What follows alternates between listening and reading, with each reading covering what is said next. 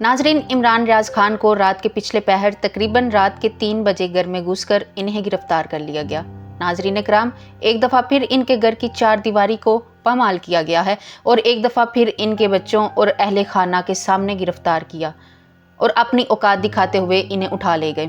नाजरीन, आगे चलकर आपको हकीकत से आगाह करती हूँ कि इमरान रियाज खान साहब को क्यों गिरफ्तार किया गया और रात के टाइम ही क्यों इन्हें गिरफ्तार किया, दिन के उजाले में क्यों नहीं। नाजरीन, हर उस शख्स को जो पीटीआई को सपोर्ट करता है उसे ऐसे ही गिरफ्तार किया जाता है।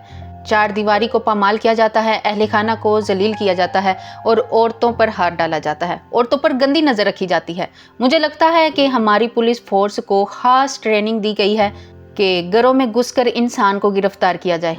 अब आते हैं उस तरफ के इमरान रियाज को क्यों गिरफ्तार किया गया। नाजरीन, वही पहले की तरह आज भी कोई इतनी खास वजह नहीं गिरफ्तारी की, बस मरियम नवाज साहिबा की शान में गुस्ताखी कर बैठे इमरान रियाज खान साहब। इमरान रियाज खान साहब ने मरियम नवाज को उसी की बात का जवाब दिया था और वो बात क्या थी ये भी आप सबको बताते हैं। नाजरीन कराम, मरियम नवाज साहिबा ने कहा था कि करप्शन मेरी रेड लाइन है, जिस पर इमरान रियाज खान साहब ने अपने यूट्यूब चैनल पर एक वीडियो शेयर की जिसमें इन्होंने पूछा कि मरियम नवाज साहिबा, अगर आपकी रेड लाइन करप्शन है तो फिर अपने अब्बा हजूर से पूछें कि इवन फील्ड कहाँ से आया, लंदन की प्रॉपर्टी कहाँ से आई, आपके अकाउंट में $1 मिलियन हैं वो कहाँ से आए, आपके जो अखराजात हैं वो कहाँ से पूरे हो रहे हैं, आपके भाइयों के पास जो इतनी रकम है वो कहाँ से आई। ये सारे सवालों के जवाब में इमरान खान साहब को जवाब की सूरत में जेल मिली। मतलब यहाँ सच बोलने और सवाल करने पर पुलिस जो है वो घरों में घुस जाया करती है और जिसको गिरफ्तार करना होता है उसे जैसे तैसे करके उठा ले जाते हैं। मैं फिर से ये कहूँगी कि पंजाब पुलिस की खास ट्रेनिंग की गई है। नाजरीन, इमरान खान साहब ने फैसला कर लिया है कि बस बहुत हो गया और मुफाहमत की जो पॉलिसी है वो काफ़ी पीछे छोड़ते हुए नज़र आ रहे हैं। लेकिन ये सब भी मामला इतना सादा नहीं है। एक जानिब तो ताकतवर हलकों के लिए, पाकिस्तान की मिक़दार के लिए, चाहे वो पाकिस्तान की मिलिट्री इस्टेब्लिशमेंट हो या वो पाकिस्तान की जुडिशल इस्टेब्लिशमेंट हो, अब एक बहुत बड़ा इम्तिहान सरफराज पड़ा है और लेटेस्ट जो हैपनिंग्स हुई हैं इनसे ये एक तासुर जा रहा है कि पाकिस्तान तहरीक इंसाफ ने अब खुलकर इस्टेब्लिशमेंट को भी और पाकिस्तान की जुडिशरी को भी दोनों को टफ टाइम देने का फैसला कर लिया।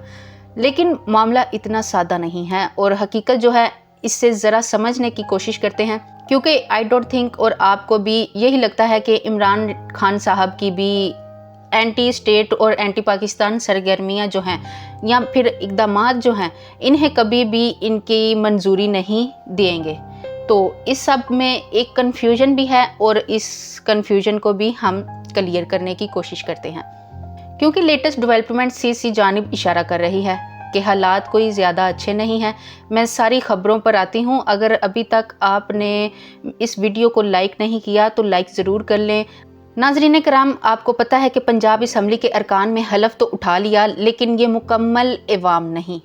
पाकिस्तान तहरीक इंसाफ को, जो कि अब सुन्नी इत्तेहाद कौंसिल के मेंबरान हैं, इतने ज़्यादा आज़ाद उम्मीदवारात हैं, उनके जो मखसूस नशिस्तों के नोटिफिकेशन हैं वो पंजाब असम्बली के और दीगर असम्बलियों के भी रुके हुए हैं।